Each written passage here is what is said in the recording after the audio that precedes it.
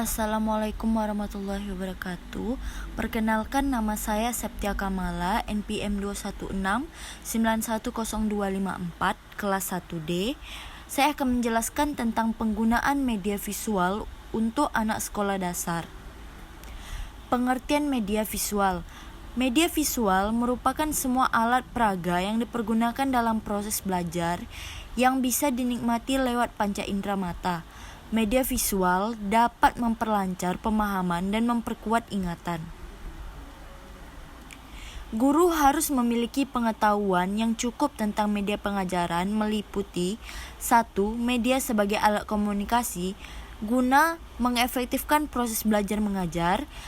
2. Fungsi media dalam rangka mencapai tujuan pendidikan. 3. Berbagai jenis alat dan teknik media pendidikan. 4. Pemilihan dan penggunaan media pendidikan. Fungsi dan kegunaan pembelajaran media visual.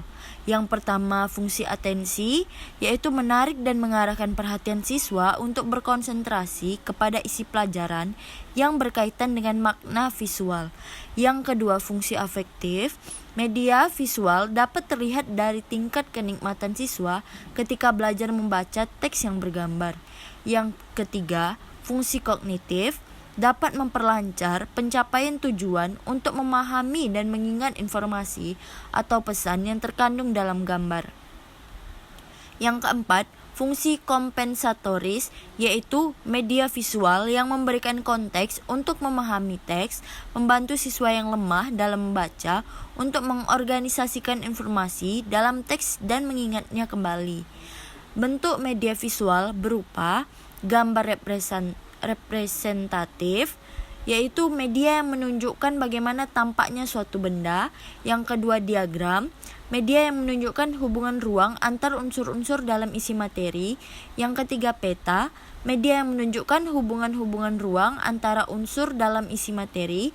Yang keempat, ada grafik, media yang menyajikan gambaran atau kecenderungan data atau antar hubungan seperangkat gambar atau angka-angka. Prinsip-prinsip pemilihan media visual. Yang pertama, ada ketetapan dalam pemilihan media visual di mana menyebabkan proses pembelajaran menjadi lancar dan materi yang disampaikan dapat dipahami oleh peserta didik. Yang kedua, buatlah media visual agar efektif, yaitu bentuk media visual dibuat sesederhana mungkin agar mudah dipahami. Yang ketiga, media visual yang dipilih harus sesuai dengan tujuan pembelajaran yang dicapai. Yang keempat, media visual harus bersifat fleksibel sehingga tidak menyulitkan peserta didik dalam memahami materi.